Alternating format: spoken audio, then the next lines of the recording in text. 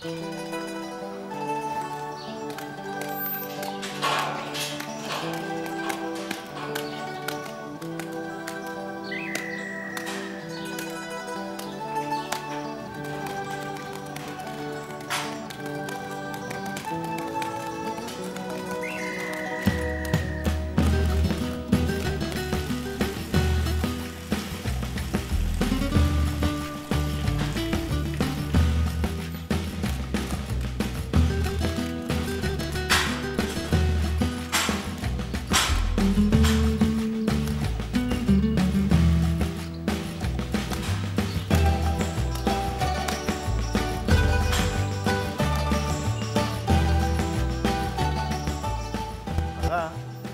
החלב אנחנו לוקחים לו, אבל היא נותנת זבל. פרה נותנת זבל, פרה נותנת את הדשן.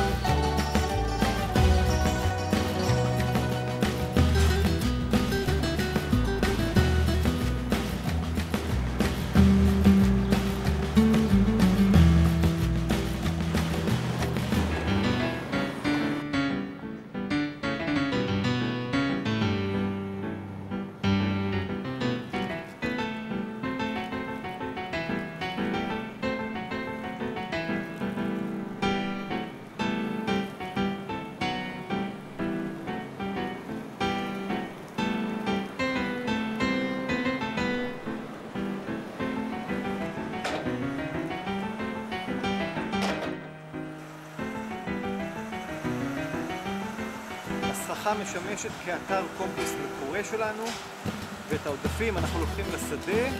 תמיד נשאר חומר לשלב הבא, לא מנקים עד הסוף.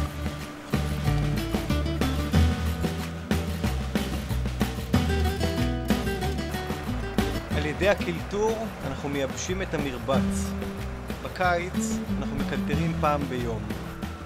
בחורף, שהוא יותר רטוב, אנחנו מקלטרים עד פעמיים ביום.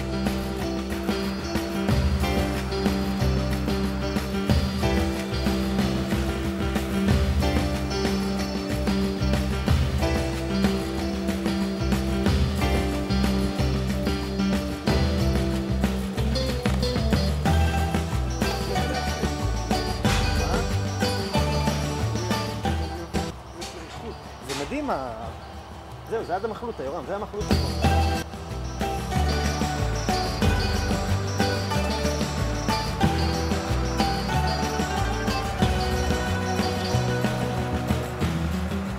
הקלטורים, מה שהם עושים, מאווררים את הזבל. יש פה את המיקרואורגניזם שמפרקים אותו. בעצם התהליך פירוק הוא נעשה פה בפנים. ואם לוקחים את זה ומריחים, זה פשוט, זה קומפוסט, זה ריח של אדמה פוריה.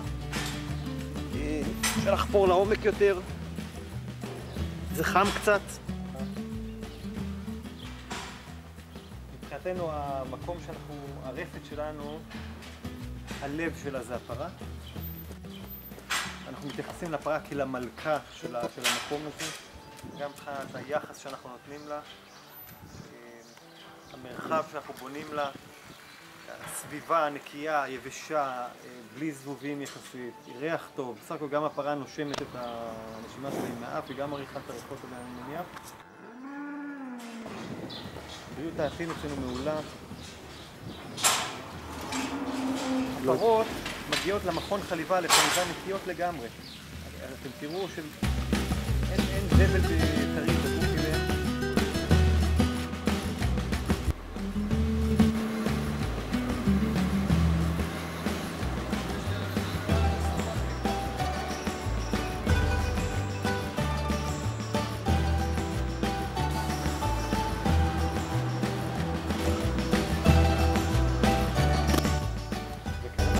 אין קרניים היום, מורידים את הקרניים לפרות, צורבים להם שהן מגלות קטנות.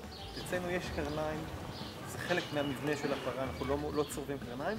ומה שהתחלנו לאחרונה לעשות, כבר הפרות בנות שונה אצלנו, הפסקנו לעשות את הקביעות פה.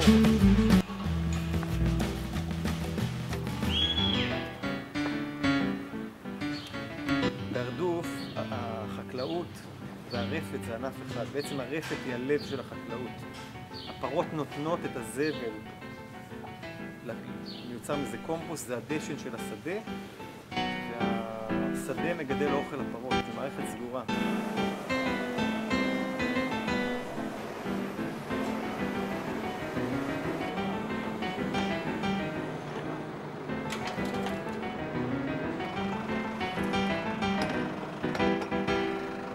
העמסנו את הזהב, ועכשיו אנחנו בדרך לשדה.